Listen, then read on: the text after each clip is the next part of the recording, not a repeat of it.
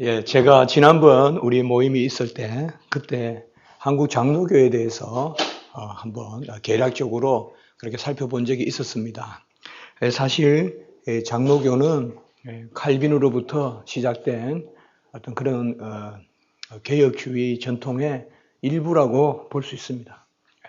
제네바에서 그런 칼빈의 신학이 형성이 되고 그것이 하란으로 가면 하란 개혁주의가 됐고 또 불란서로 가면 불란서 개혁주의가 됐고 또 독일은 또 독일 개혁주의, 우리 하이데베르 캐테키즘 이런 거 잘 알고 계시고 이제 그게 동구로 가면 또 동구 개혁주의다라고 해서 체코라든지 이런 그 동구 개혁주의도 상당히 강합니다. 각국은 이렇게 리폼드라는 이름으로 칼빈의 신학이 계승 혹은 심화되어 가는데 특별히 이제 이것이 영국으로 이 칼빈의 신학이 전해졌을 때 잉글랜드 쪽에서는 특별히 우리가 좀 청교도 그런 전통으로서 볼 수가 있고 이제 스코틀랜드에서 이 존 녹스라는 걸출한 하나님의 사자가 또 정말 그 시대의 트럼펫을 불어서 장로교가 형성됩니다. 그래서 스코틀랜드에서 장로교가 형성되었다는 이 자체가 상당히 시사점이 많습니다.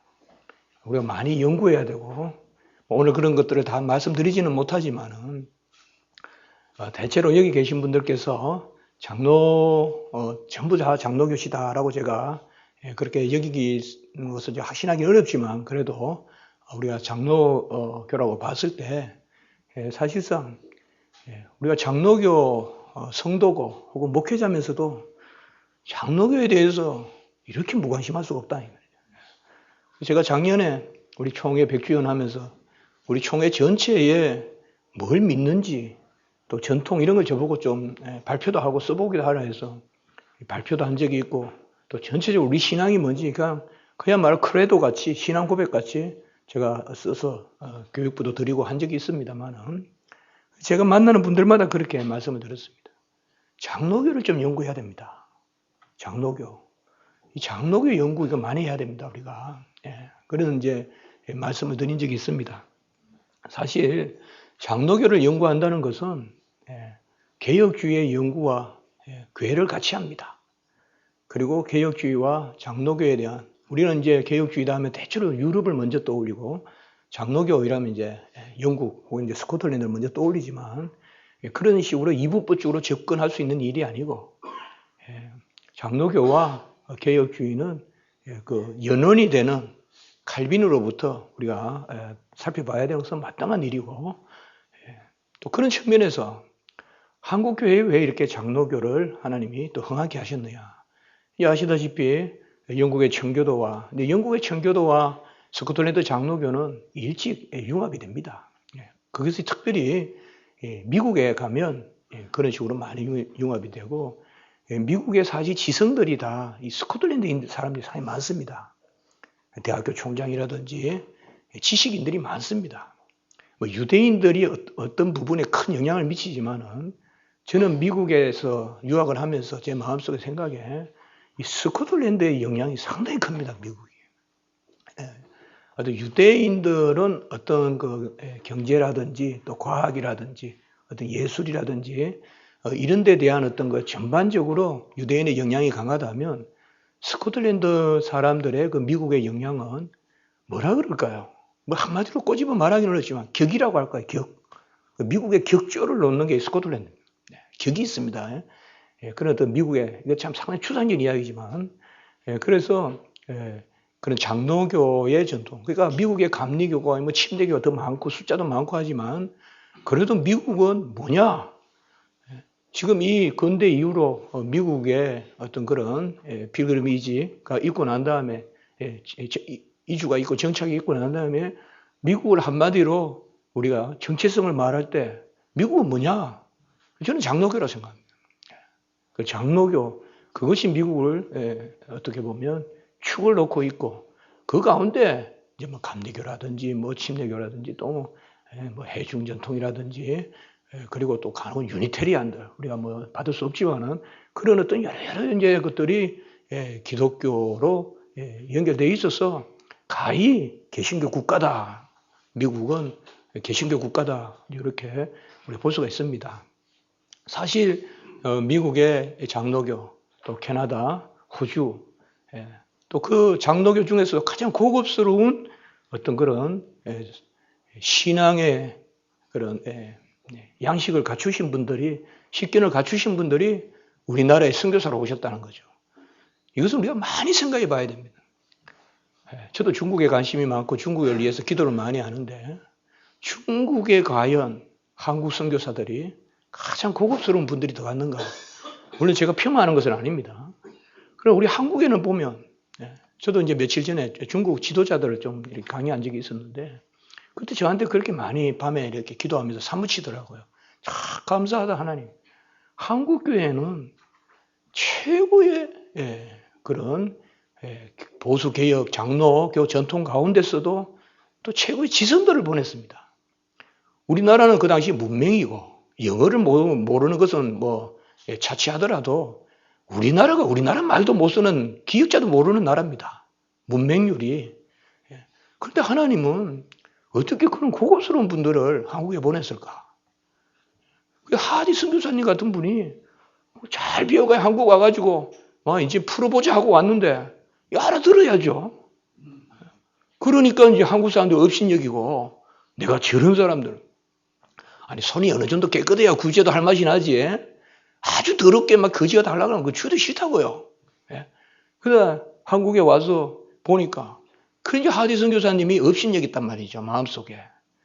그리고는 그걸 이제 회개하는 것이 원상 이제 부흥운동, 평양 부흥운동 이렇게 이어지는 거 아닙니까? 이 선교사들의 어떻게 보면 자각으로부터 평양 대부흥운동이 시작되지 않습니까? 그런 걸 생각해 보면 한국의 이 장로교, 한국의 이 장로교가 들어와서 정말 귀한 전통을 형성하고, 장로교가 귀한 전통을 형성하는 하고, 그리고 이제 이 한국 교회는 또 독특하게 이 화랑개혁교회의 영향을 또 많이 받습니다. 그래서 우리가 장로교와 더불어서 화랑개혁교회의 영향을 많이 받는데, 화랑과 저는 개인적으로 크게 칼빈 신학의 두 흐름을 이야기하라 그러면 화랑과 스코틀랜드다. 그게 우리나라에 지금 다 들어와 있는 거예요. 어떻게 보면 참 하나님의 섭리가, 어떤 장로교가 칼빈으로부터 기원해서 두 갈래로 발전하다가 한국에서 다시 만나는 이런 어떤 형국입니다. 이게 이제 한국에서 지금 하나님이 이것을 다시 어떻게든 성숙시키고 이 시대에 하나님이 심화시켜서 그 다음에 이제 어떻게 사용하실 건지, 저는 그래서 그런 것이 중국이 될 것이다, 어디가 될 것이다, 그건 우리 하나님 앞에 생각을 하는 바가 되는 것입니다. 그렇기 때문에 개혁주의와 장로교 혹은 청교도 이런 것을 이분법적으로 혹은 삼분법적으로 접근하는 그 자체야말로 그릇되다. 그래서 장로교 전통은 개혁주의 전통 아래서 읽어야 된다. 이제 이런 것을 제가 염두에 두고 있고요. 우리 박영렬 박사님께서도 청교도 개혁주의다. 한국 신학은. 이렇게 말씀하시죠. 그러니까 삶은 청교도적이고 그리고 신학은 개혁주의 내지 장로교, 이렇게 말씀하신 것이 상당히 이게 해안이 있는 말씀이다. 그렇게 생각이 듭니다. 그래서 오늘날 간혹 보면 마치 그냥 어디서 공부하신 분은 어디 지역, 어디서 공부하신 분은 어디 지역. 이건 아니거든요, 여러분들. 사실상. 각국의 칼빈주의는 칼빈이 들어가서 된 거지 칼빈주의가 들어가서 된 게 아닙니다. 칼빈이 영국 가면 청교도가 됐고, 칼빈이 스코틀랜드 가면 스코틀랜드 장로교가 됐고, 다 칼빈 직계 후학들이에요. 아니면 뭐 배자나 이렇게 되지만은 다 칼빈 제자들입니다, 한마디로. 하이델베르 캐테키즘도 마찬가지고, 프랑스도 마찬가지고. 근데 미국은 어떻게 보면 옮겨간 거죠, 그냥. 영국에 옮겨간 거죠. 그냥 배 타고 옮겨간 거죠. 그 토양에 정착했을 뿐이지 뭐 새로운 거라고 보기는 어렵죠. 어떻게 보면. 그래 보면 어떻게 보면요. 가장 이 한국개혁교회가 독특한 점이 뭐냐. 칼빈주의를 받아들였어요. 칼빈을 받아들인 게 아니라. 칼빈주의를 받아들인 칼빈주의가 된 거예요. 이게 보면 세계에서 유례 없는 독특함은 제가 보면요. 그래서 여기에는 장점도 있고 단점도 있을 수 있어요. 장점은 뭔가 하면 상당히 칼빈이 역사상 검증받고 정착된 것을 받아들이기 때문에 그만큼 시행착오를 덜 할 수가 있다는 거죠, 우리가. 그런 장점이 있는 반면에 단점이 있을 수 있어요. 칼빈이 가지고 있던 고유한 부유함이 독일이면 독일, 불란서면 불란서, 각국에 정착되는 과정에서 생기는 그러한 지역적 특성이 전혀 우리나라에 고려되지 않고 그저 무분별하게 받아들여질 수 있다는 단점이 있을 수 있어요. 화란은 하란의 그 당시에 상황이 있고, 스코틀랜드는 스코틀랜드 상황이 있고, 영국은 영국 상황이 있고, 각국의 상황은 다 가장 대표적인 어떤 상황이냐? 한마디로 좋게 말하면 근대 국가의 형성이고, 좀 나쁘게 말하면 열강 시대거든요. 열강. 그래서 각국의 이 종교적, 이 신학적 토대하에 국가의 어떤 제국주의나 이런 걸 뻗어가게 된단 말이에요. 그때 칼빈이 특별히 하란 같은 경우는 우리가 예를 들면 칼빈의 그 신학을 받아들여서 언약 신학화 해가지고 언약이라는 개념으로 전체 나라를 묶어가지고 뉴욕까지 점령하고 그리고 인도네시아도 이제 간단 말이죠. 그래서 그게 뉴 암스테르담이 되고 우리가 알다시피. 그러니까 칼빈이 가는 곳마다 간데 최고의 그런 파워가 되는, 열강이 되는 그런 것을 볼 수가 있죠. 그래서 우리가 칼빈이 가지고 있는 어떤 그런 장점이라고도 할 수 있고, 그런 면으로서 하나님이 그런 세계적인 영향을 주셔서 어떻게 보면 칼빈의 신학이 세계 사상에 미친 영향은 가히 누가 추정할 수가 없죠. 따를 수가 없죠. 수는 뭐 인도에 중국에 무슨 사상이 많은 사람의 수가 따를지 몰라도 영양사적으로 봤을 때는 칼빈을 따라올 사람이 없는데, 우리가 조금 생각해야 될 것은 우리나라는 각국에서 정착된 형태의 칼빈주의가 들어왔기 때문에 우리 안에의 고민이 어떻게 보면 적을 수도 있어요. 그러니까 그대로 서구를 받아들이다 보면 분명히 사람은 그 고유한 습성이 있기 때문에 부딪히는 경우가 생기거든요. 한국의 심성도 있고 어떤 그러한 것들도 있기 때문에, 그래서 이 두 가지를 우리가 함께 고려할 수 있는, 어떻게 보면 성숙된 칼빈주의를 받아들임으로 말미암아 우리가 그것에 대해서 크게 시행착오를 겪지 않아도 된다는 측면이 한 가지 있는 반면에, 다른 조금 위크 포인트는 조금 단점이라고, 우리가 아니면 단점이라기보다 우리가 조금 유의할 점은 뭔가 하면, 칼빈의 신학이 그 성경을 중심으로 또 부여했던 신학이 이미 각국의 상황에서 어느 쪽으로 조금 치우친 부분이 우리 안에 그냥 들어와가지고 우리가 어떻게 보면 부요함을 덜 누릴 수도 있다는 측면이 있다 이거죠. 부요함을 덜 누릴 수도 있다. 하나님 왜 칼빈을 망명객으로 삼았을까요? 칼빈의 제네바는 토착을 할 곳이 못 됩니다. 제네바 신학이 아닙니다, 이거는. 하란은 하란 신학이라고 부를 수 있고, 영국은 영국 신학이라고 부를 수 있고, 불란서는 불란서 신학이라고 부를 수 있지만, 칼빈은 제네바 신학이라고 부를 수 없습니다. 이 말이 무슨 말이냐? 칼빈은 제네바의 망명객이기 때문에 하나님 신학을 한 거고 나그네 신학을 한 거지 이 땅의 어느 지역의 신학을 한 게 아닙니다. 저는 그거에 항상 주목합니다. 그렇기 때문에 칼빈의 신학은 어떻게 보면 적용되기 전에 순수한 말씀의 신학이에요. 그게 우리가 칼빈에 한 번 더 주목해야 될 그런 요소입니다. 적용되기 전에. 그래서 저도 청교도 즐겨 읽고 또 바빙크 즐겨 읽고 계속 그런 책들을 읽는 것을 제가 참 즐거움으로 삼는데, 뭔가 모르게 이 칼빈이 주는 고요함이 있다 이 말이죠. 어떤 후대가 뛰어넘을 수 없는 전대의 어떤 그런 원천, 퐁스, 셈이 있다 이 말이에요. 셈이. 그래서 그런 측면에서 저는 크게 우리가 칼빈으로부터 엮어내는 작업 가운데서 한국교회를 바라봐야지, 칼빈을 제거해내고 그 이후의 시대에서부터 자꾸 너무 바라보다 보면 끊임없이 우리 안에서 소위 부요 논쟁이 일어난다 이 말이죠. 말씀을 얼마큼 부요하게 받아들이느냐. 개혁주의는 잘라버리는 게 아니거든요. 개혁주의는 딱 동아리를 털고 또아리를 터는 그런 게 아니거든요.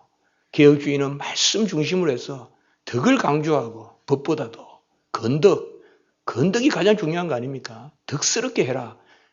그래서 그 덕을 마구 펼치되 말씀에서 펼치기 때문에 전혀 요동치 않는 이게 개혁주의지, 말씀이 없는 그러한 이방 사람들과 같이 뭔가 두렵고 떨리듯이 의식이나 형식만 붙들고 개혁주의다, 그렇게 하면 안 된다 이 말이죠.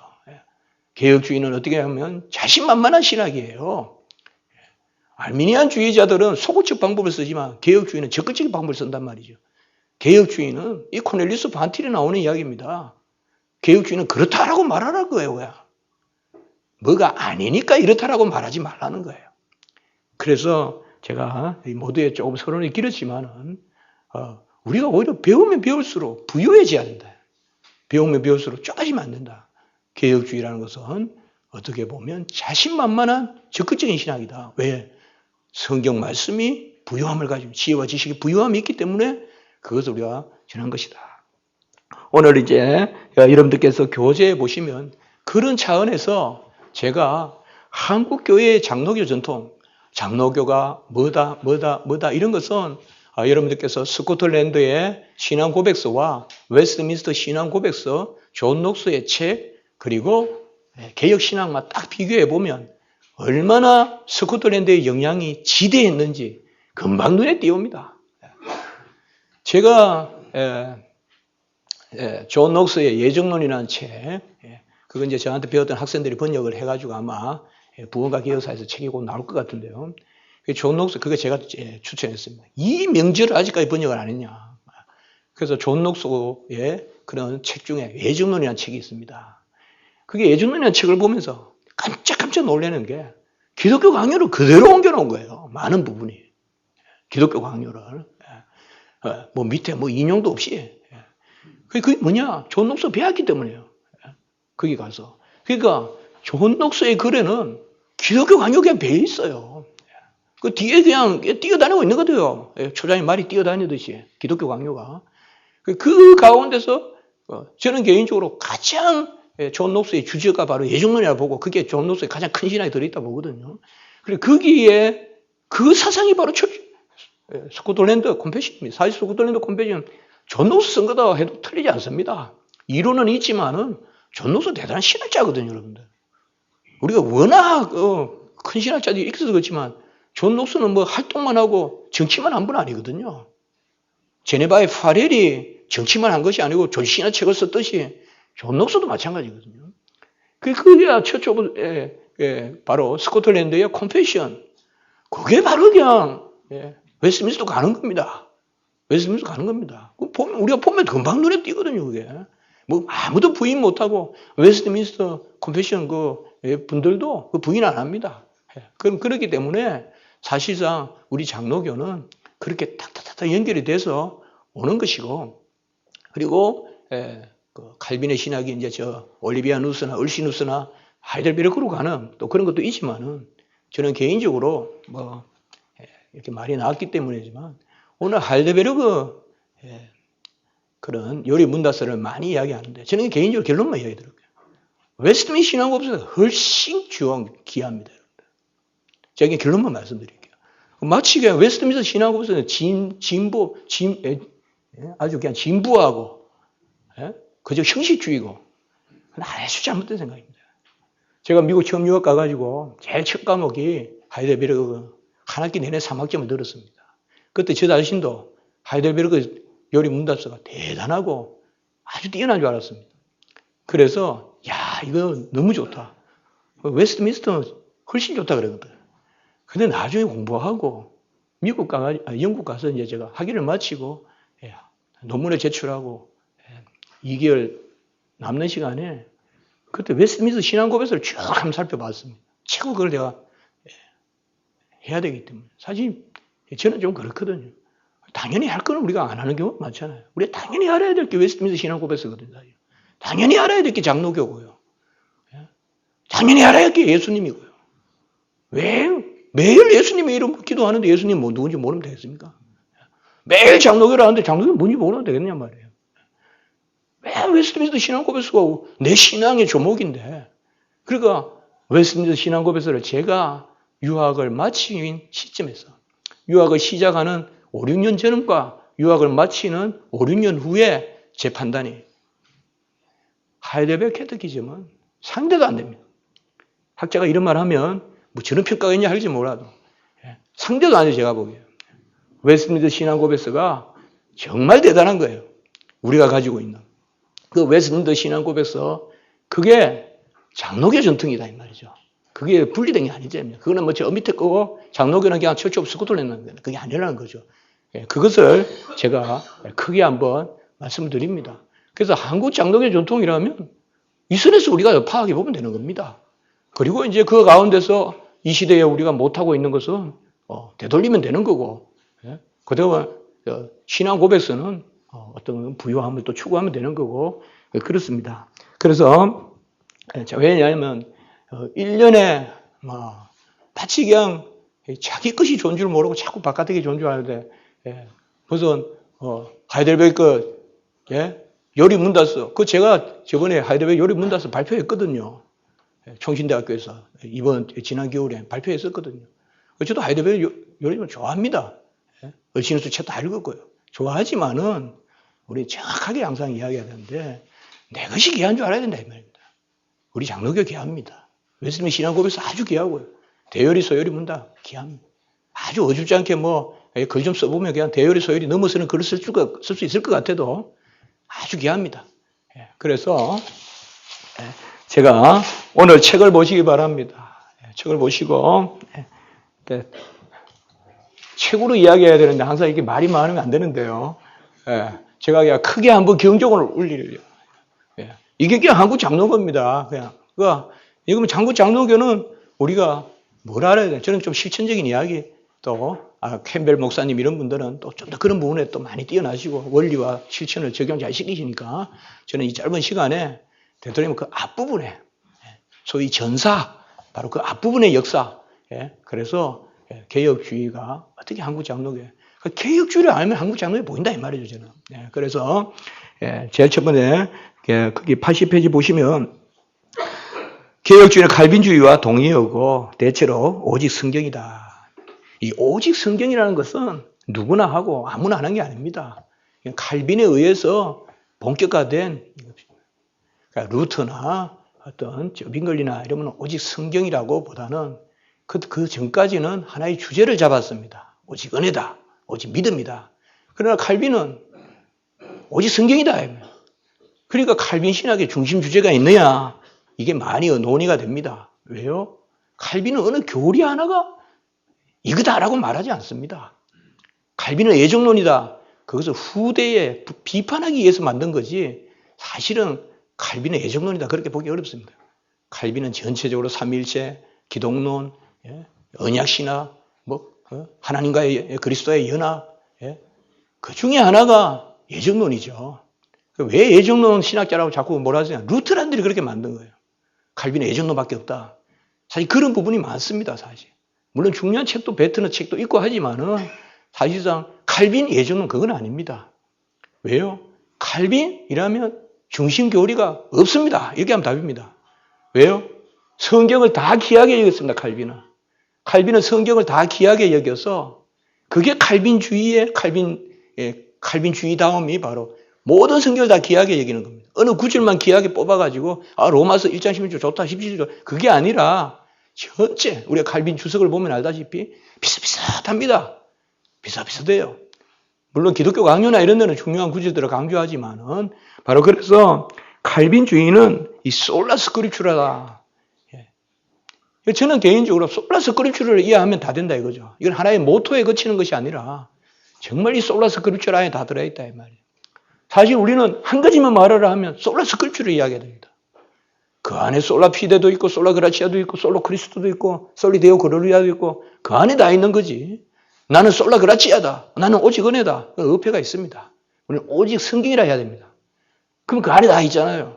하나님은 우리에게 성경을 주셨잖아요. 그 안에 다 있잖아요. 그래서 바로 개혁주의, 칼빈주의는 그렇게 보시는 것이죠. 바로 신학자들은 성경의 복음만을 성경적 복음이다. 성경만이 성경적이다 이 말입니다. 성경 외에도 성경적이다. 이게 신복음주의예요. 저는 딱 그렇게 정의 내려요. 성경의 복음이 성경적 복음이다. 그 외에는 없습니다. 성경만이 성경적이다. 성경 외에도 성경적인 것이 있다 이러면 신복음주의다 이 말. 우리가 소위 말하는 뭔가 성경 답다 그러면서 끌어들인단 말이에요 자꾸. 그건 아닙니다. 성경만이 성경적이다. 성경의 복음이 성경적 복음이다. 그렇게 말할 수 있습니다. 개혁주의는 성경의 가르침에 따라 참신학을 경건과 엄밀하게 연결시키고 81페이지에 우리가 뭐 경건 또 영성 뭐 이런 것도 생각을 해야 되지만 저는 어쨌든 영성이란 말은 좀 자제하고 경건이란 말을 쓰는 것이 맞다. 영성은 상당히 자질적 기원을 두고 있는 단어다. 경건이란 말은 바로 그리스도와의 은혜에 연합하여 그래서 계시를 받고 예배를 올려드리는 그게 바로 경건인데요. 바로 개혁주의는 이러한 참신학은 경건의 신학이다.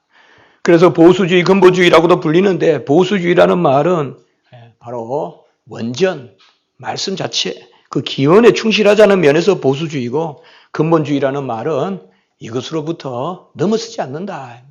걸려 넘어지지 않는다. 그런 말로 우리가 좋게 생각하시면 되겠습니다.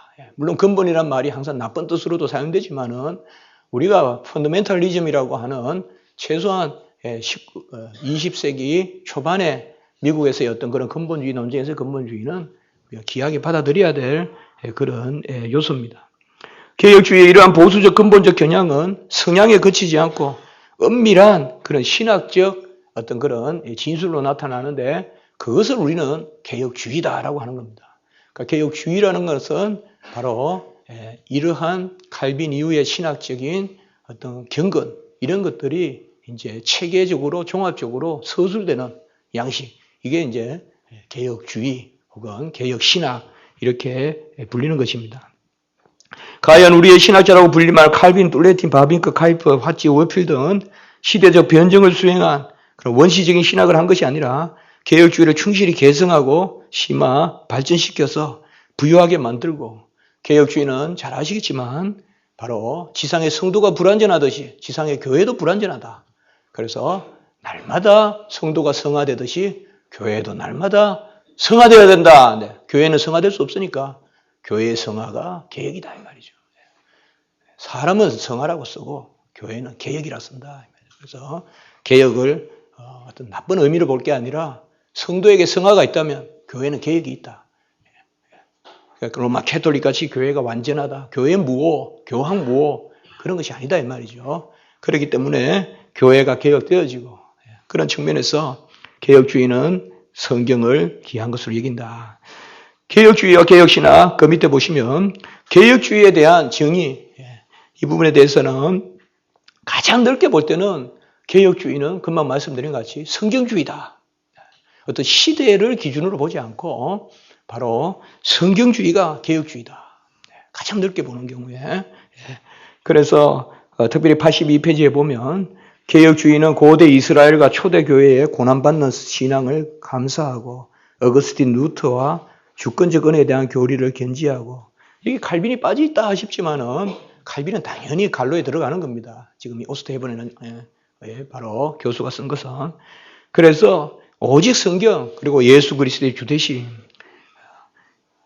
그리고 성령의 은사와 은총을 강조하는 그래서 삼위일체, 기독론, 구원론 이런 측면에서 우리가 보통 개혁주의다 이러면 역사적 개혁주의는 이제 우리가 어느 역사적 의미가 있지만은 크게 보면 성경 중심이 다 개혁주의다. 이게 최강의 가장 넓은 규정이고 강의의 규정은 뭐냐? 넓게 본다면 개혁주의는 바로 개혁교회, 개혁주의, 개혁신학은 바로 종교개혁과 동의하다. 그래서 넓게 보면 바로 개혁주의는 종교개혁이다. 그래서 루터의 종교개혁, 또 칼빈의 종교개혁. 크게 이제 하이코 오버만 같은 분은 세 종교개혁을 나누거든요. 이게 상당히 흥미로운데, 첫 번째 종교개혁은 루터의 종교개혁. 두 번째 종교개혁은 도시종교개혁. 이런 말을 씁니다. 도시종교개혁. 도시종교개혁이란 말은 각각의 도시에서 점점이 일어나는 종교개혁입니다. 이 종교개혁의 특징은 뭔가 하면 비숍을 쫓아내면 종교개혁입니다. 그 당시에요. 비숍. 그러니까 가톨릭 사제를 쫓아내면 종교개혁입니다. 그 당시에는. 로잔에서도 쫓아내고, 쥐리에서도 쫓아내고, 그 다음에 제네바에서도 칼빈이 제네바 가기 전에 파렐이 쫓아냈죠. 그 무슨 말입니까? 그 당시에 중세는 성속의 구분이 없잖아요. 혹은 교속의 구분이 없잖아요. 교권과 속권이 같잖아요, 중세는. 그걸 다 사제들이 쥐고 있잖아요. 그것을 쫓아내면 그게 종교개혁인데, 하이코 오버만은 이런 종교개혁을 도시종교개혁이라고 불렀어요. 그게 상당히 흥미로운데, 그리고 제3기 종교개혁은 하이코 오버만이 피난민 종교개혁이다. 이렇게 해서 칼빈의 종교개혁, 부츠의 종교개혁, 스트라스부르의 어떤 그런 모임들, 그 다음에 저 위에 독일에 가면 엠덴카는 데 있고요.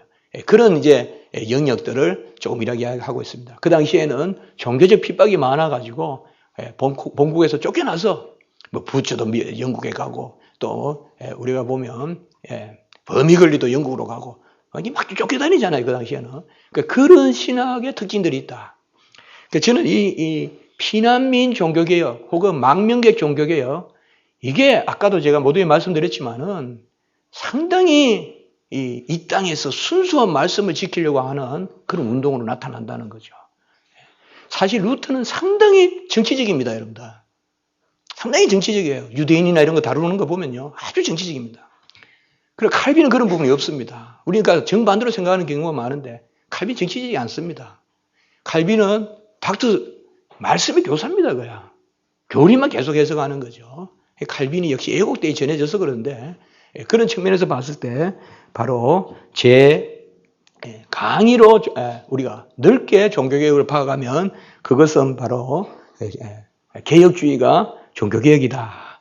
그리고 옆에 63페이지에 대체로 협의라는 말은 좁게 이제 종교개혁을 파악할 때 우리가 대체로 이때 이제 보통 우리가 칼빈주의다, 개혁주의다 이렇게 동의어를 쓸 때 이제 그거는 좁게 봤을 때 협의로 이야기할 때는 개혁주의 이꼴 칼빈주의 이렇게 되겠습니다. 우리 보통 통상 쓰는 우리가 용어는 바로 이 범주가 되겠습니다. 그래서 개혁주의다 이러면 역사적 개혁주의, 칼빈주의 이렇게 우리가 쓰게 되겠습니다. 이러한 칼빈주의 혹은 개혁주의는 그 밑에 보시면 칼빈의 진정한 유산은 구조가 아니라 방법, 사람, 믿음, 세계, 삶 등 모든 것의 관점이 아니라 하나님의 관점이다. 유명한 개혁주의자 펄만이 한 이야기인데요. 제가 상당히 와닿았습니다. 그러니까 하나님 관점에서 봤다 이거죠. 그 관점이 인간의 관점에서 본 것이 아니라 하나님 관점에서 모든 것을 봤다. 그게 바로 칼빈주의다. 이렇게 한 것이 많이 주목이 됩니다. 그래서 그 밑에서 넷째 줄 보시면 하나님의 관점에서 생과 세상을 바라보는 시각. 라이프 뷰, 월드 뷰. 무슨 관점에서? 하나님의 관점에서. 이거 좀 우리가 새길 필요가 있습니다. 하나님의 관점에서 모든 것을 보는 거. 헨리 미터도 84페이지에 보시면 칼빈주의의 중심 사상은 제가 그의 책을 쭉 살펴보다 보니까 위대한 하나님의 사상이다. A great thought of God. 위대한 하나님의 사상이 바로 칼빈의 사상이다. 자, 이런 것들이 바로 협의로 파악한 그런 칼빈주의가 되겠습니다. 그래서 로마 캐톨릭이 교회를 신학을 했고, 교회를 위한 신학이 했고, 루터는 개인 성도 개인의 신학에 머물러 있었다면, 칼빈의 신학은 그것을 넘어서서 나아갔다는 것이죠. 그래서 특별히 찰스 밀러라는 교수는 칼빈주의의 영향은 로마 캐톨릭과 같이 교회적이지 않고 루터와 같이 개인적이지 않고 이념적이라고 이야기했는데, 여기 이념적이란 말, 이데올로지컬이라는 말은 나쁘게 우리가 이데올로기 이렇게 생각할 것이 아니라 바로 삶과 사상이 어우러진 것이다. 우리가 이데올로기란 말은 사상이 삶으로 드러나는 걸 이데올로기라고 하는데요. 그런 의미에서 바로 칼빈주의는 로마 캐톨릭이 교회만 어떻게 붙들고 교회만 살리려는 신학을 했고, 루터는 개인 구원에만, 개인의 구원의 서정이나 그거에만 너무 관심을 가졌다면, 칼빈은 바로 삶과 하나님의 어떤 그런 진리, 이런 것을 함께 묶었다. 그래서 엄격히 말해 칼빈주의자들은 칼빈의 사상이 아니라, 칼빈주의자들은 칼빈의 사상이 아니라 칼빈에 의해서 조명된 하나님의 사상을 한 것이죠. 사실 칼빈은 배고, 지나가는 배고, 바로 본질은 하나님이시다. 그래서 칼빈과 칼빈주의자들의 일체성과 연속성은 그들이 공유한 하나님의 사상에 있고, 그것은 하나님의 주권이라고 할 수 있고 하나님의 관점이라고 할 수가 있습니다.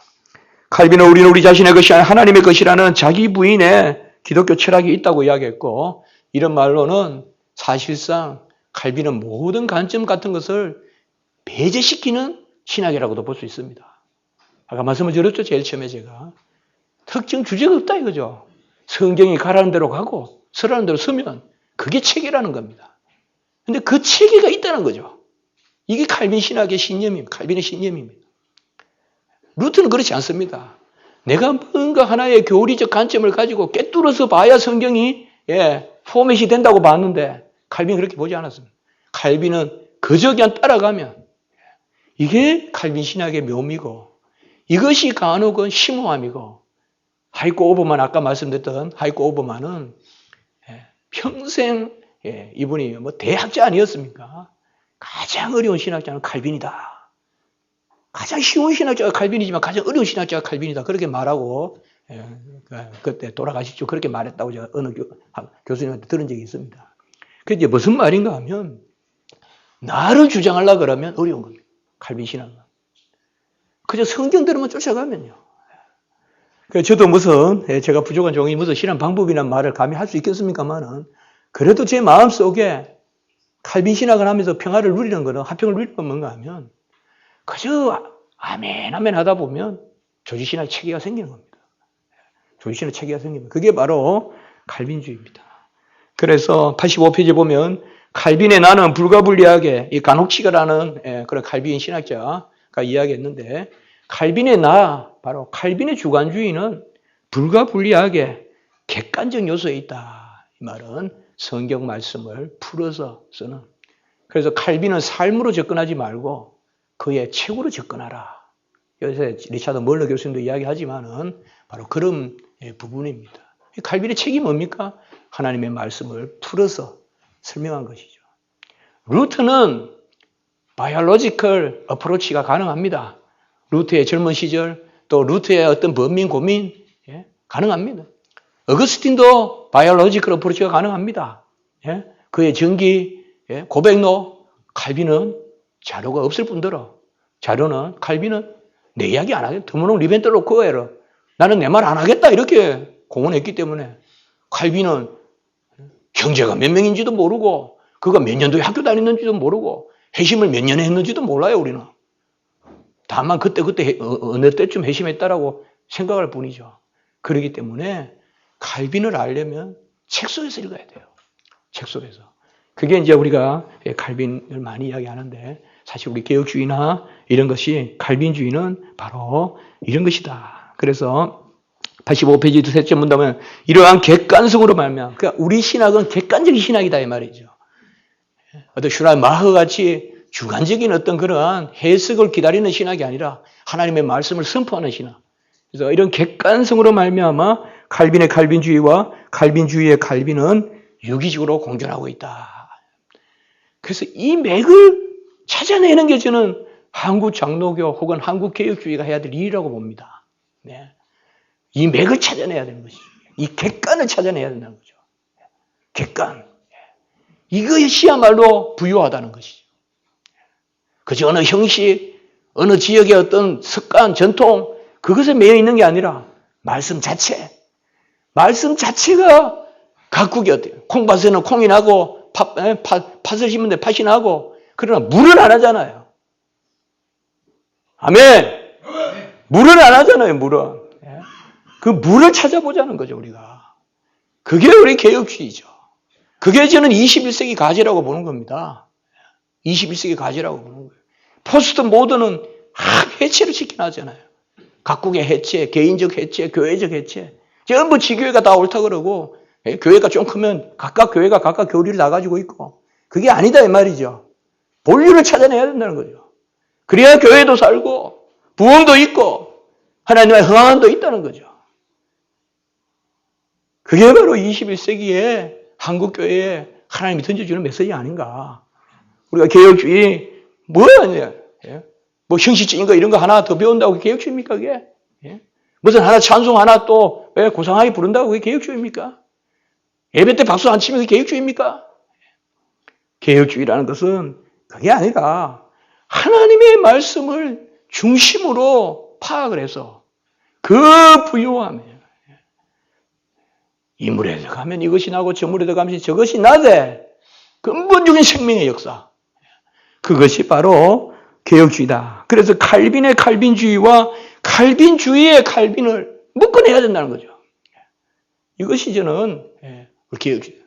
그래서 칼빈으로부터 칼빈주의로 내려와서 한국교회까지 오는 이 전통적인 맥락에서의 일종의 역사적 기납적 공부도 필요하지만 다시 지금 이 시점에서 칼빈 쪽으로 해고적으로 돌아가는 원천적 공부가 필요하다 이 말. 연역적 공부도 필요하다 이 말이죠. 이거 두 가지 중에 어느 한 가지만 몰두했을 때 교회의 역사는 상당히 극단적인 형태로 나타난다. 간혹은 나쁜 의미로 원리적이거나 나쁜 의미로 형식적이게 돼버린다. 그렇게 보여지는 것입니다. 그래서 개혁주의의 근본 원리 85페이지 보시면 바로 리스는 개혁주의를 고전적 개혁주의, 개신교 학문주의 그것은 여러분들 참조하시면 되겠고요. 86페이지에 보시면요.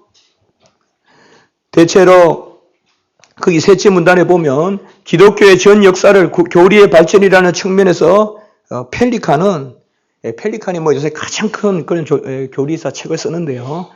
거기에 보면 펠리칸이 칼빈의 신학을 다루면서 말씀과 하나님의 뜻, 말씀과 성령, 말씀과 하나님의 뜻에 대한 순종, 감추어진 그리고 계시된 영원한 하나님의 뜻, 세상을 향한 하나님의 뜻. 이 펠리칸은 사실상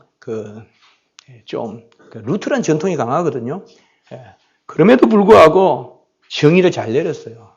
바로 말씀과 하나님의 뜻, 말씀과 성령, 말씀에 대한 순종, 그 다음에 하나님의 뜻, 세상을 향한 하나님의 뜻, 이렇게 칼빈주의에 대한 것을 하고 있는데 이것을 우리가 많이 주목해 볼 필요가 있습니다.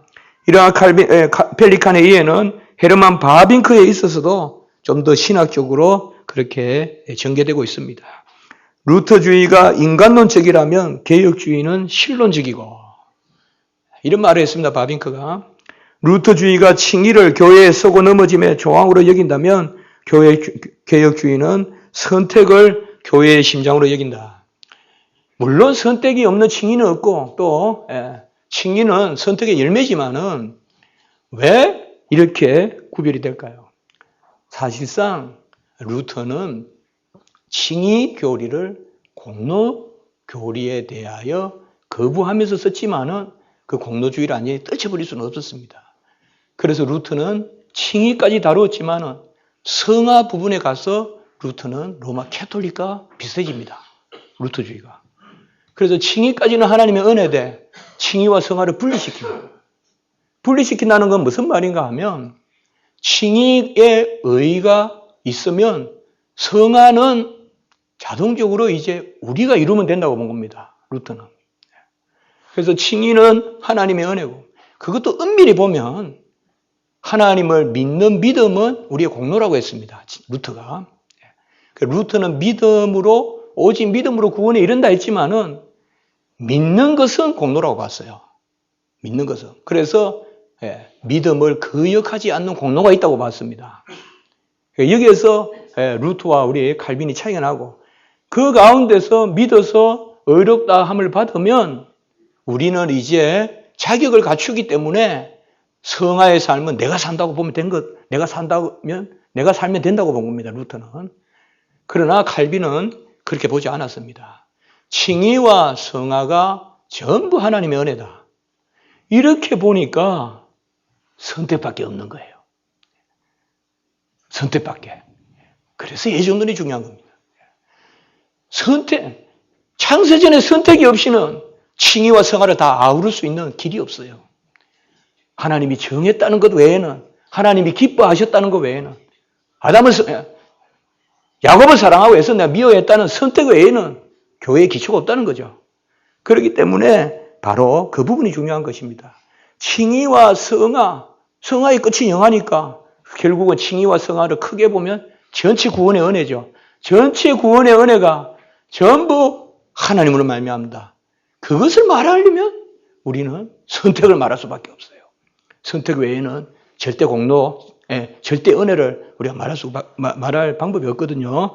그래서 개혁주의에 있어서의 바로 하나님 주권 사상, 예정론 이런 것은 예수 그리스도의 절대 공로 그리고 온전한 의 이렇게 나아간다는 것입니다. 87페이지에 보시면 개혁주의가 사실 자체보다 하나님의 뜻을 강조한다는 바빙크의 관점은 오스트 헤번이나 이런 교수님들이 보면 창조, 구속, 교회, 국가, 삶 이런 것으로 나아갑니다. 그래서 작정이라는 그런 데크리 혹은 정하심, 오디네이션 이런 것을 계속 개혁주의는 강조하고 있는 것입니다. 하나님의 말씀에 계시된 영원한 작정을 이루는 경륜과 섭리가 아들의 구원 가운데 나타나고 이러한 것이 영원전에 작정되었다. 그래서 전택설, 후택설이라고 하는 우리가 타락전 애정설, 타락 후 애정설은 우리 개혁주의 내에서 서로 논란은 있지만 루트란이나 로마 캐톨릭에는 아예 전택설, 후택설 논쟁조차도 없습니다. 우리는 전택설이든 후택설이든 뭐가 이단이다 이렇게 말해서는 안 됩니다. 많은 개혁주의 신학자들이 후택설입니다. 그럼에도 불구하고 그것은 여기서 제가 말씀드릴 수 없지만 영원전에 창세전에 정하신 하나님의 구원의 약속, 삼위일체 하나님의 구원 협약, 이걸 우리가 구원 협약이라고 부르는데요. 이것을 강조했다는 것입니다.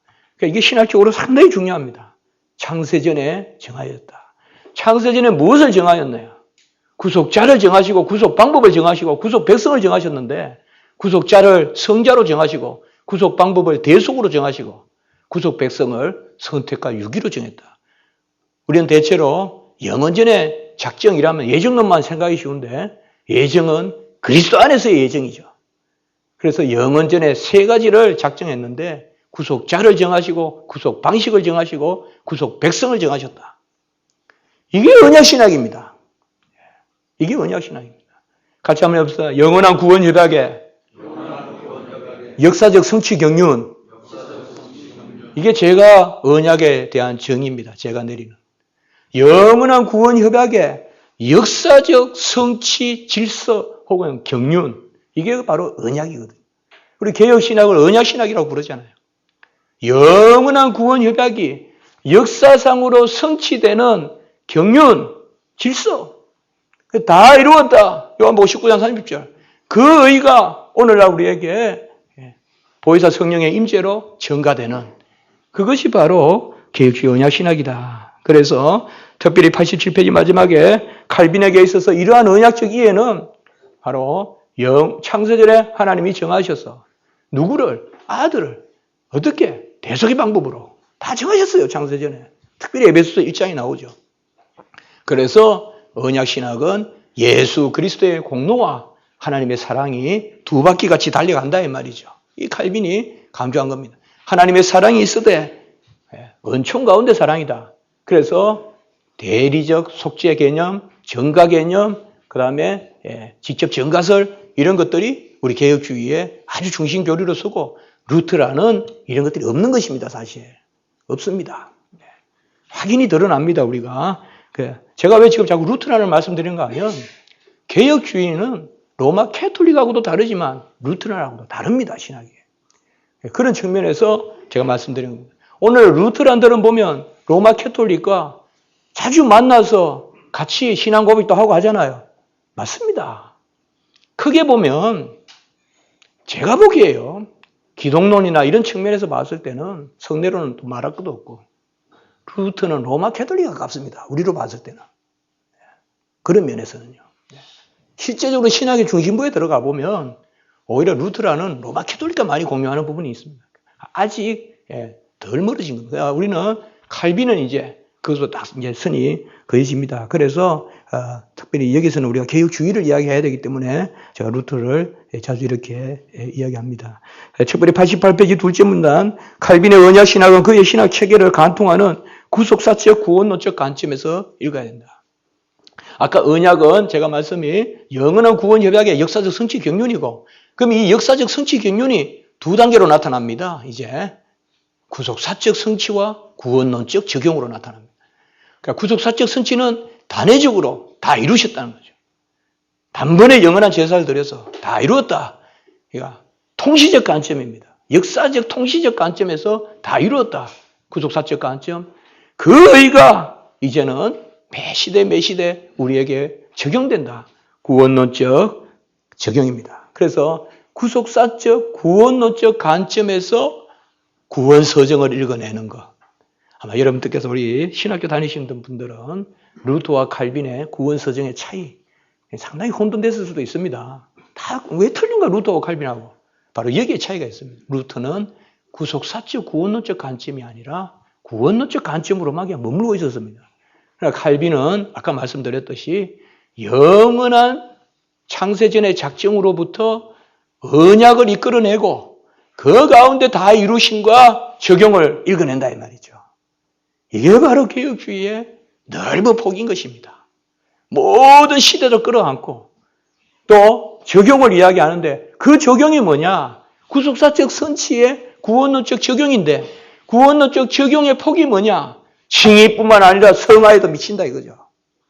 그러니 생명만 거듭날 뿐 아니라 삶도 거듭나야 된다는 거죠. 내가 하는 게 아니라 하나님이 그렇게 정하셨다는 거죠. 견인. 그러니까 개혁주의는 삶의 신학으로 나아가는 것이고 루터는 칭의까지만 이야기하고 더 이상 삶의 신학으로 나가지 못합니다. 그러니 근대 국가가 루터란으로는 안 된다 이 말이죠. 개혁주의를 받아들이는 것이. 화라는 독일과 붙어 있는 나라지만은 독일을 안 받고 제네바의 신학을 받는 거죠. 그것은 다름이 아니라 바로 개혁주의 언약 신학이 이런 폭이 있기 때문에 창세전의 작정 가운데 역사상 성취 가운데 그 의가 우리에게 적용되는데 예수님은 무슨 의를 이루셨느냐? 우리의 인격을 어렵다 할 뿐만 아니라 우리의 행위조차 어렵다 하신다. 칼빈의 이야기입니다. 하나님은 우리의 인격뿐만 아니라 행위도 어렵다 여겨주신다. 그러니 부족한 행위라도 예배드려야죠. 부족한 행위라도 헌신해야죠. 바로 직업 소명설이 나오죠. 이렇게 칼빈주의가 되는 것이죠. 이게 삶의 신학으로 생명의 신학으로 그렇게 나아가는 것입니다. 그래서 껑충 넘어가겠습니다. 여러분들. 91페이지로 뭐 시간이 있으면 잔잔히 말씀 나누면 좋겠지만은요. 그래서 개혁신학의 원리와 중심교리는 삼위일체론적 기독론적 계시계다. 개혁주의에서 여타신학에는 없는 하나가 있습니다. 우리가 이게 바로 신학의 원리라는 개념입니다.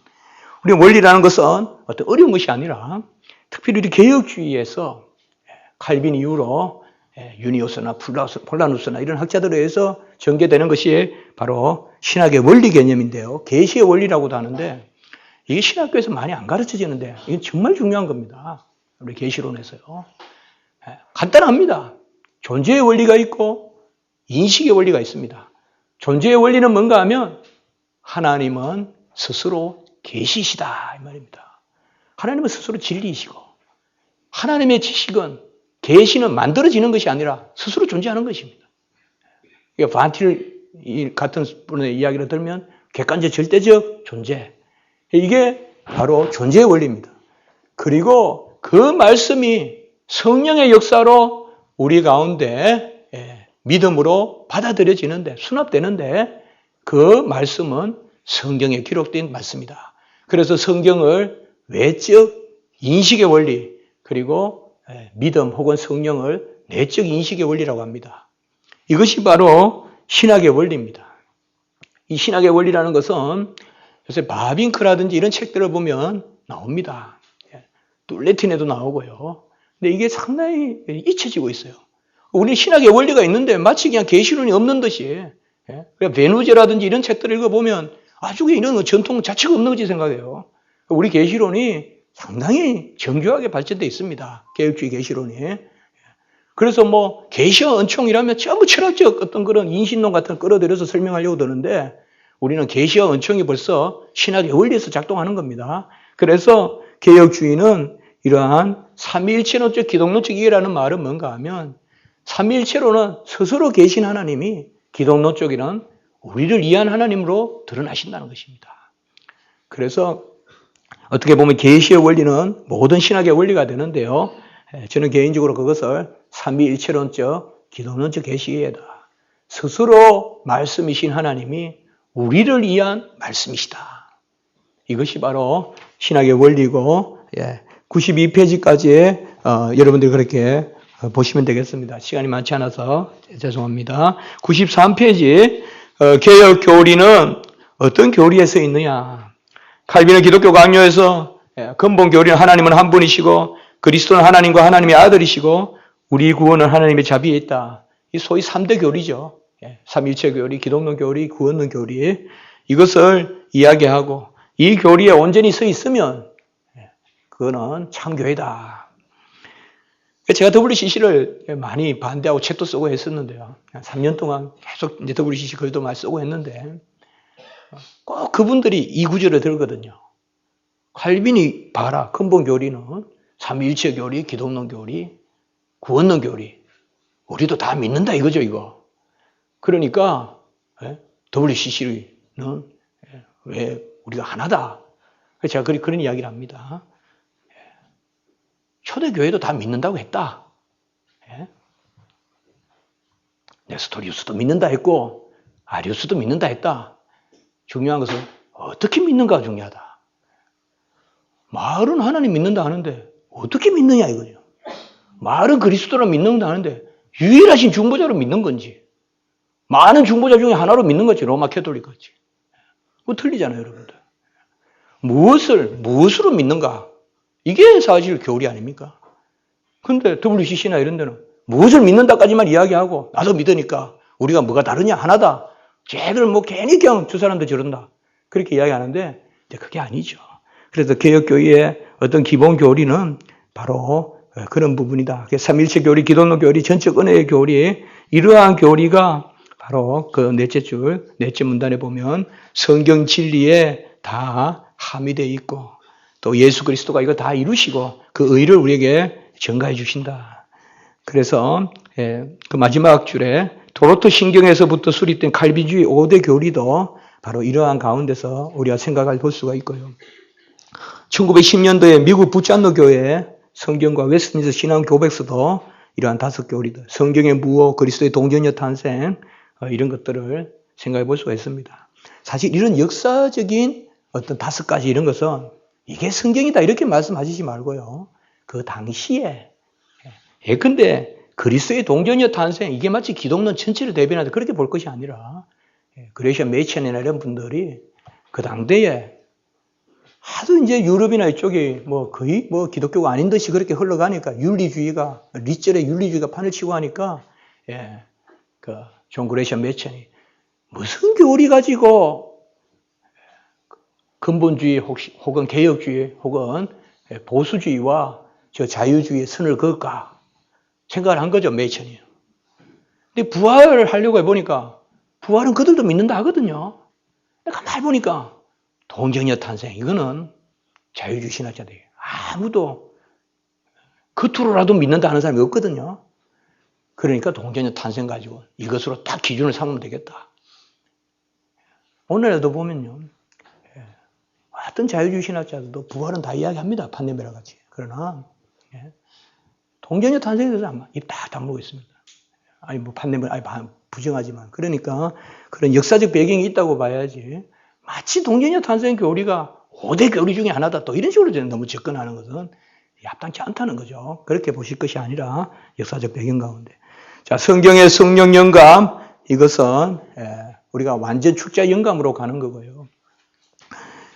우리가 성경의 성령 영감, 저는 이렇게 부르는데요. 이게 이제 성경 영감설인데, 성경 영감은 무엇하고 항상 통합니다. 여기 이제 서문관 목사님께서도 계시지만은, 이런 책들을 많이 저술을 하시고 또 번역도 하셨죠. 그러니까 성경 무엇과 성령 영감은 항상 같은 주제라고 생각하시면 됩니다. 그러니까 성경이 성령으로 영감되었다. 그래서 말씀을 받는 것도 영감되었고, 이 계시 구술의 영감이라 하죠. 그 다음에 말씀을 기록한 것도 영감되었고, 계시 기록의 영감. 이걸 다 인정하면 자연히 성경 무호입니다. 그래서 우리 개혁주의는 성경 무호에 서 있다 이 말입니다. 이 말이 결국은 성경 무호라는 말이 바로 성경은 성령으로 영감되었다. 그 다음에 오른쪽에 보시면 95페이지에 삼위일체 하나님의 존재와 경륜, 우리 하나님의 존재 혹은 내재적 삼위일체와 경륜적 삼위일체를 항상 함께 파악합니다. 우리에게는 당연한 고백일 수도 있지만은 오늘날 내재적 존재적 삼위일체를 말하는 그러한 신학자들이 거의 없습니다. 외국에 공부하러 가보면요.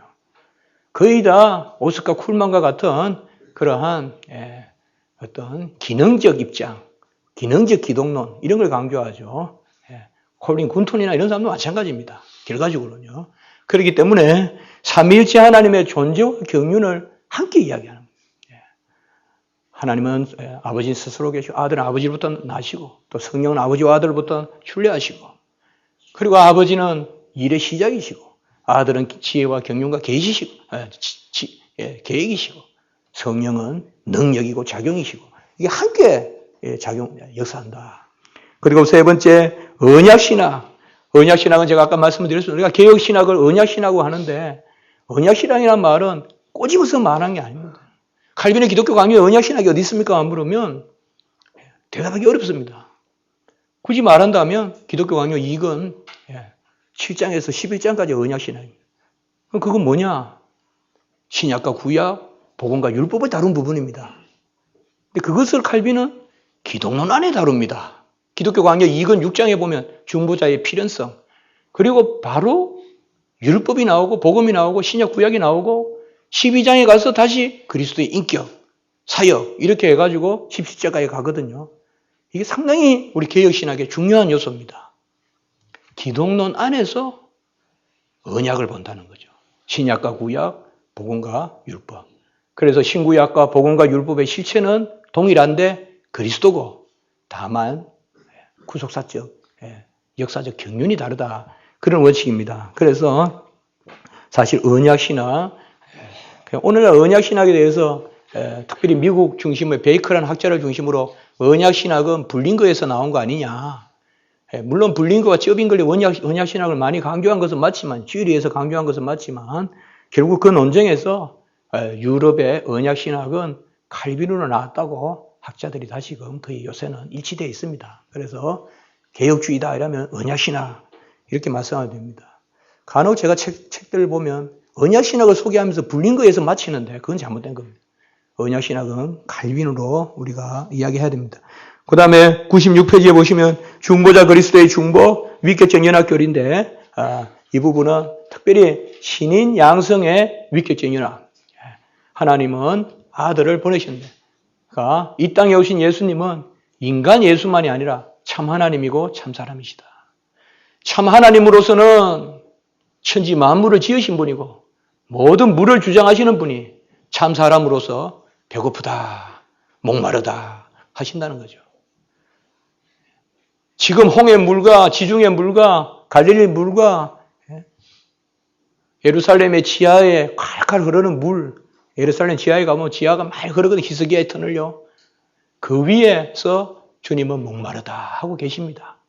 모든 물을 다 주장하시는 분, 만물이 그로 말미암은 그 주님께서 목마르다 하십니다. 그래서 주님의 낮아지심은 그분이 하나님이시면서 사람이라는 것을 고백하지 않고는 안 보입니다. 예수님은 한 사람인데 특별히 죄도 없이 고난당했다 그러면 한 사람일 뿐입니다. 그러나 그는 하나님이시면서 사람으로서 모든 만물을 지으시고 열매를 잇게 하시고 보존 운행 통치하시는 하나님이 아들이 무화과 앞에서 시장하다 하고 계신 것입니다. 그래야 그 낮아지심이 만인을 구하고도 남는 의가 됩니다. 이게 바로 위격적 연합교리입니다. 신인 양성의 위격적 연합교리. 이것을 칼빈이 강조하고, 여기에 역시 또 루터를 이야기한다면 루터는 여기에서 완전히 동떨어져 있습니다. 루터는 위격적 연합교리가 완전히 망합니다. 신인 양성이 섞여버리기 때문에 완전히 칼케톤에서 멀어집니다. 그러니까 이렇듯이 우리가 개혁주의를 이야기할 때는 루터란을 말할 수밖에 없는데, 이만큼 먼 겁니다. 이렇게 루터란하고. 왜 제가 이런 말씀을 드리는가? 루터란조차도 로마 캐톨릭과 하나가 돼서 조인트 컨페셔널을 하고 하는데 개혁주의는 왜 하나냐? 이 말이 틀렸다 이 말이에요. 루터란조차도 하면 안 된단 말이에요. 루터니까 그쪽하고 친하고 우리는 안 된다 이렇게 이야기해야 됩니다. 아멘. 그렇게 이야기해야 됩니다. 우리는. 아이고 부응하기 힘드네요. 예.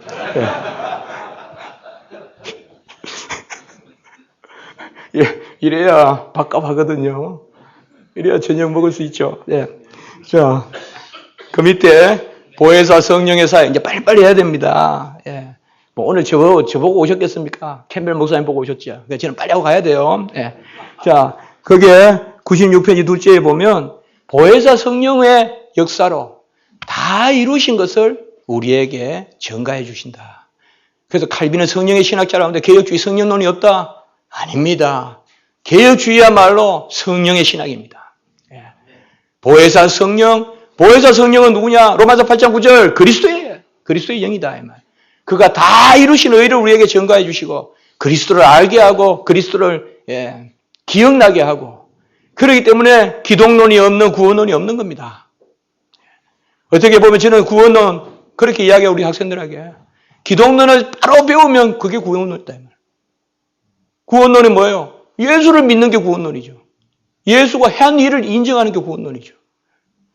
그런데 기독론의 시대는 갔고 성령론의 시대가 왔다 그러고, 예수의 시대는 가고 성령의 시대가 왔다 그러고, 이 말이 되는 소리입니까? 기독교 강연 상근에 보면 전체 타이틀이 성령론이라고 봤을 때 성령론은 뭐냐? 그리스도의 구원을 적용시키는 겁니다.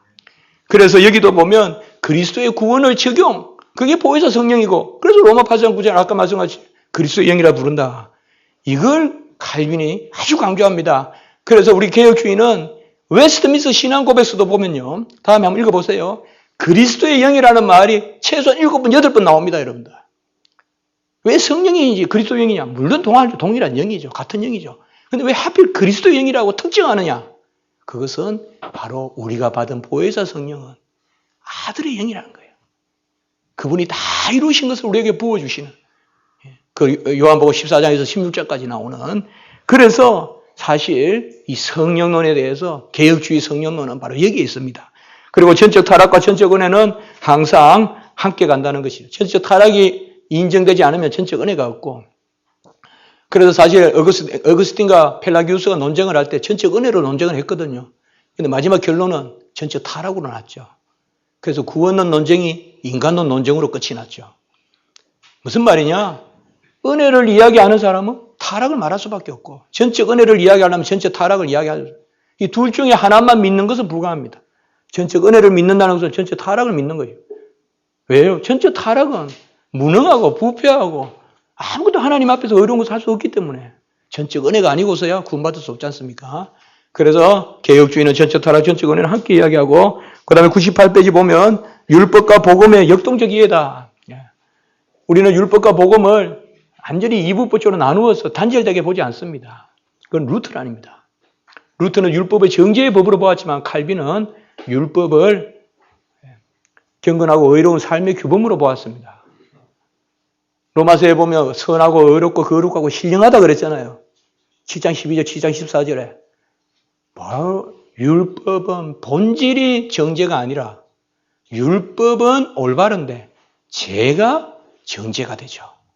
그걸 개혁주의입니다. 루터는 너무 죄의식에 시달리다 보니까 죄가 나쁘다는 생각을 율법이 나쁘다고 생각한 거예요. 이게 루터의 착각이에요. 칼빈 그렇지 않습니다. 칼빈은 율법은 선하고 의롭고 거룩하고 거울이 맑아야 죄가 보일 거 아니에요. 율법은 거울과 같다 이 말이죠. 그렇기 때문에 이제 거듭난 성도는 율법을 즐거워하는 거죠. 이 칼빈이 말하는 율법의 제3용법이죠. 그러니 역시 우리 언약 신학은 삶의 신학이 되는 거죠. 루터란에는 더 이상 루터란은 율법 폐기주의 아니면 세대주의가 돼버려요. 루터란은 세대주의가 돼버리는 거예요. 그러나 우리 개혁주의는 세대주의가 아니죠. 율법 폐지가 아니죠. 그래서 이런 부분, 율법과 복음을 역동적으로 해요. 제가 지금 금방금방 말씀을 드리지만 루터란과 우리가 얼마나 많이 차이가 있다는 거 여러분 금방금방 좀 아시겠죠. 그런 부분 되는 거죠. 그리고 마지막에 교회의 본질과 표지, 은혜의 방편인데 결국은 보이는 교회와 보이지 않는 교회 혹은 유형교회와 무형교회의 관점 이게 가장 중요합니다. 그러니까 유무형의 교회를 인정하죠. 로마 캐톨릭은 유형교회만 인정하죠. WCC 유형교회만 인정하죠. 가시적 교회만. 그러나 우리는 제가 아까 웨스트민스터 신앙고백서가 뛰어나다고 한 점이 이런 데 있습니다.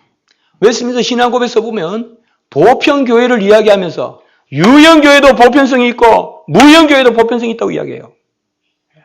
유무형의 교회가 전부 보편적 교회라고 이야기해요. 아주 뛰어난 거예요, 이게. 보이는 교회도 보편적인 교회고, 안 보이는 교회도 보편적인 교회라는 거예요. 이런 게 없어요, 하이델베르크에는. 그래서 제가 아까 말씀이 뛰어난 점이다. 웨스트민스터 신앙고백서에.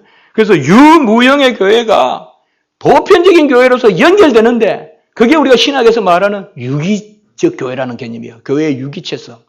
그래서 유형교회와 무형교회가 드러난다는 거예요, 유기적으로. 그래서 은혜의 방편교리가 나오고 성도의 방편교리가 나오고 교회의 표지 교리가 나오는 거예요. 로마 캐톨릭에서 교회의 표지는 사제들의 직분이 교회의 표지라고 하잖아요. 직제. 그럼 우리는 뭐예요? 말씀, 성례, 그 다음에 건징 이런 게 교회의 표지잖아요. 그 다음에 성도의 표지도 있습니다, 여러분들. 성도의 표지. 누가 참 성도냐? 역시 말씀, 회개, 기도. 오늘 우리 성도의 표지가 강조해야 됩니다. 참 성도의 표지가 있습니다. 노타의 상토rum, 성도의 표지가 있거든요. 이런 것들이 보이는 교회와 보이지 않는 교회를 유기적으로 연결시킨다는 거예요. 이게 개혁주의예요. 루터란이 몰랐던. 그래서 그러한 개혁주의.